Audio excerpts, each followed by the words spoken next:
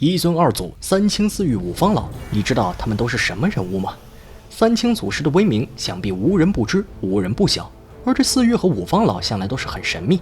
四御是天庭和玉皇大帝平起平坐的四位大神，而五方老更是天地之间资格最老的5位存在。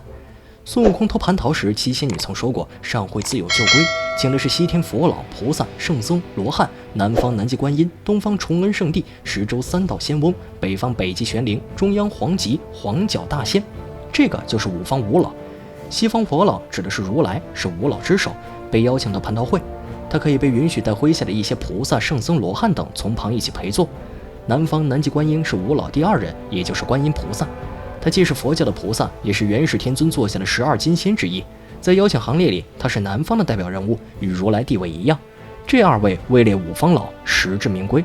毕竟在偌大的3界之中，也找不出几个比他们资历老、地位高的存在。观音菩萨虽然名义上比佛陀低一个档次，但实际上2人更像是平起平坐的关系。西天如来佛祖，南海观世音菩萨，从称呼上就划分了他们的地盘。在人间的信仰分布上，2人也是不相上下。拜佛就是拜的佛祖，求菩萨就是求的观世音。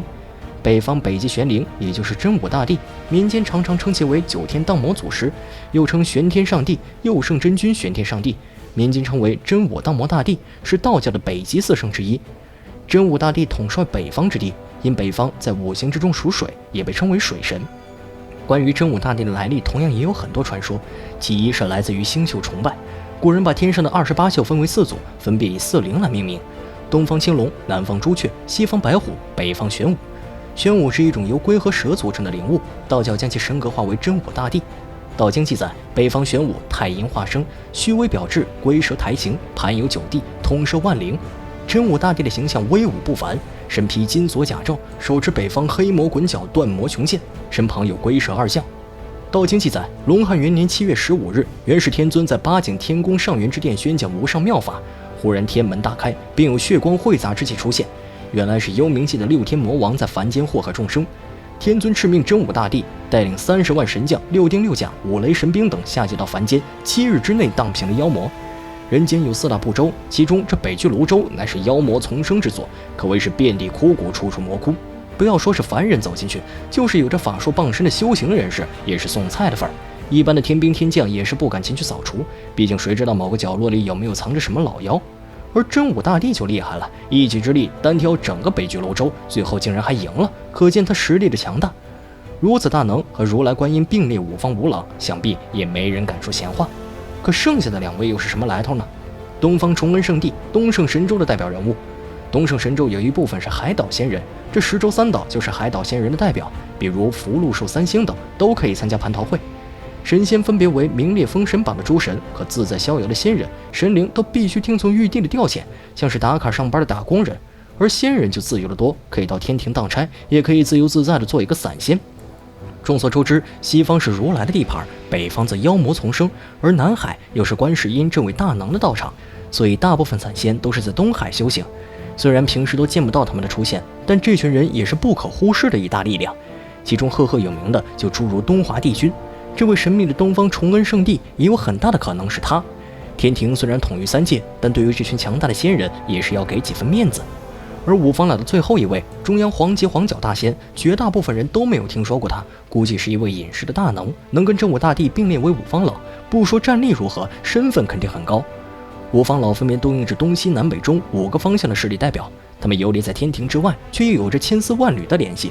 而五方老之后是大名鼎鼎的天庭4御，4御是指道教天界尊神中辅佐玉皇大帝的4位尊神，所以又称4辅，分别是北极紫薇大帝、南极长生大帝、勾陈上宫天皇大帝、承天效法后土皇帝旗。在一些道教宫观中，主要大殿除三清殿、玉皇阁外，还建有专门供奉4御的4御殿。4御神像头戴冕玉，身着华服，雍容华贵，为人间帝王形象。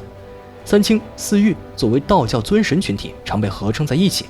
北极紫薇大帝信仰来源于中国古代的星辰崇拜，北极即是北极星的简称，又称北辰、天枢。所居神宫位于北极中天紫微宫。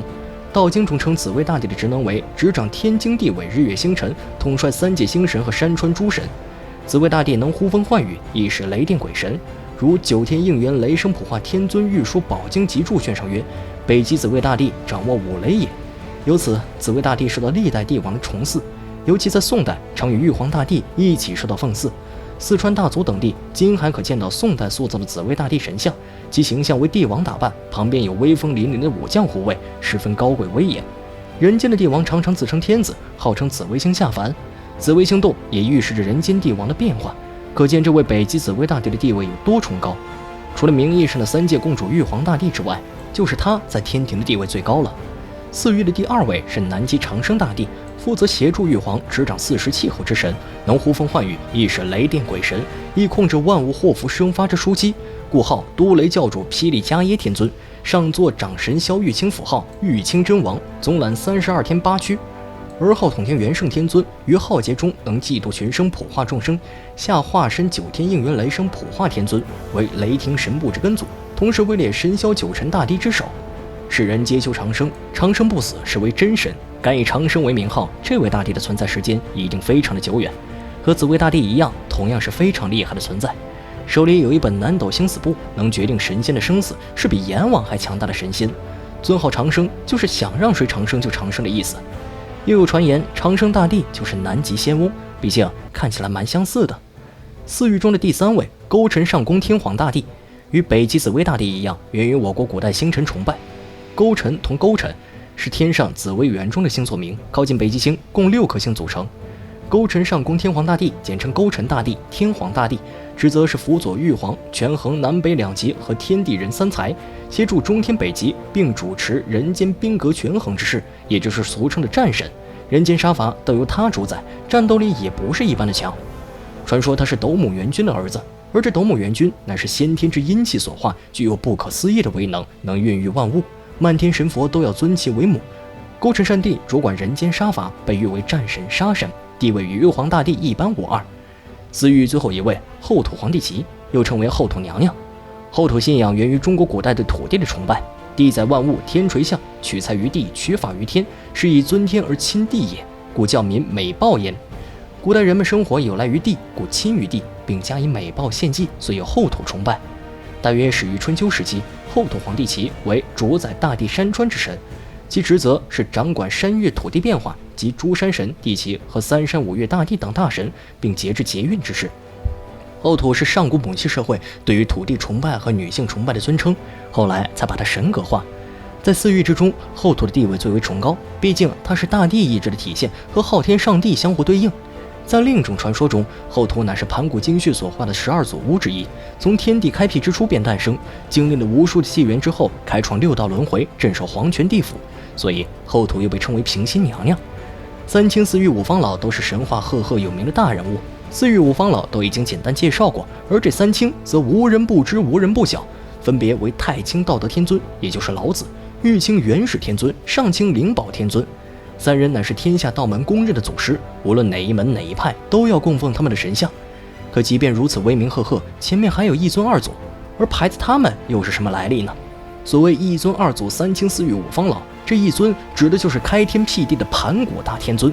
他手持巨斧劈开混沌，将天与地的界限分开，身体化作日月山川，是毫无疑问的创世神，被满天神佛所共尊，所以排名第1。那么这二祖又是谁呢？答案是伏羲与女娲。女娲捏土造人，炼石补天，而伏羲创造太极八卦，教会众人渔猎和婚姻，被尊为3皇之一。相传上古时代，华胥国有个叫华胥氏的姑娘，到一个雷泽的地方去游玩，偶尔看到了一个巨大的脚印，便好奇地踩了一下，于是就有了身孕。怀孕12年后生下一个儿子，这个儿子有蛇的身体，人的脑袋，取名为伏羲。伏羲长大后成为人文始祖，团结统一华夏的各个部落，创造了图腾。根据阴阳变化之理创造的八卦，规定了嫁娶制度，避免近亲结婚，和女娲并称为二祖，也是实至名归。除了这一尊二祖3清4域5方老之外，神仙体系之中还有6司7元8极9曜10都，他们共同组成了庞大的神仙体系，每一位都是不可小觑的存在。那么这满天神佛之中，你最喜欢哪一位呢？本期神话故事就到这里，咱们下期继续。